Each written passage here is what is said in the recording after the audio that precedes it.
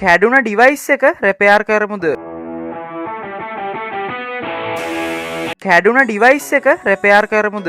යන්න Google එකට search කරන්න ifixit.com කියලා. ඉතින් වෙබ්සයිට් එකට ආවම ඔයගොල්ලන්ට මේ වගේ ඉන්ටර්ෆේස් එකක් තමයි බලා ගන්න පුළුවන්.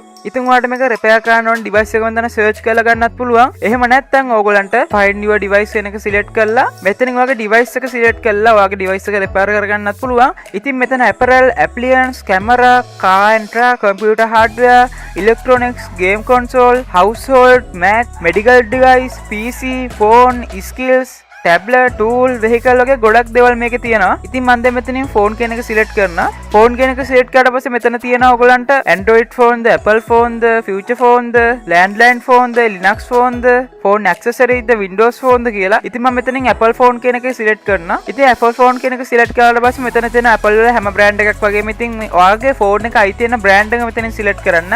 මම දැන් මෙතනින් iPhone 17 Pro Max කියන එක සිලෙක්ට් කරනවා. ඊට පස්සේ මම මෙතන parts කියන එක දෙනවා. ඉතින් ඔයගලන්ට මෙතන iPhone 17 Pro Max වල parts වල price එහෙම මෙතනින් බලා ගන්න පුළුවන්. ඉතින් මෙතන replacement guild කියලා එකක් තියෙනවා. ඉතින් මෙතන back glass එක, battery, earphone speaker, front camera, loud speaker, rear camera, screen, haptic engine වගේ ගොඩක් දේවල් තියෙන. ඉතින් මම මෙතන back glass එක කොහොමද අපි repair කරගන්න කියන එක select කරනවා. මෙතන back glass කියලා තියෙන එක මම select කරනවා. ඉතින් ඊට පස්සේ මෙතන repair guild එකක් අපිට බලා ගන්න පුළුවන්. ඉතින් මෙතන ගෙදරින් ඉඳන්ම repair කරගන්න විදිහක් තමයි මේකේ තියෙන්නේ. ඉතින් මෙතන තියෙනවා tape power any crack කියලා. ඉතින් මෙතන අපිට crack වෙච්ච back hole front එකේ මෙතන tape පලවන්න කියලා කියන්නේ. ලේසියෙන්ම remove කරගන්න. ඒ වගේම ඊට පස්සේ ඔයගලන්ට opening pic එක mark කරගන්න කියලා කියනවා. මේ මෙන්න මේ ගානට මෙතන සෙන්ටිමීටර් එකක් තියෙන මේ සෙන්ටිමීටරේ ගානට මේක මාක් කරගන්න කියලා කියනවා. ඊට පස්සේ මෙතන අපේ ෆෝන් එකේ යට තියෙන ඇන දෙක මෙතන ගලව ගන්න කියලා කියනවා. ඊට පස්සේ මේ ෆෝන් එකේ බොටම් එක හීට් කරන්න කියලා කියනවා. ඊට පස්සේ මේ වගේ එකක් යූස් කරලා ෆෝන් එක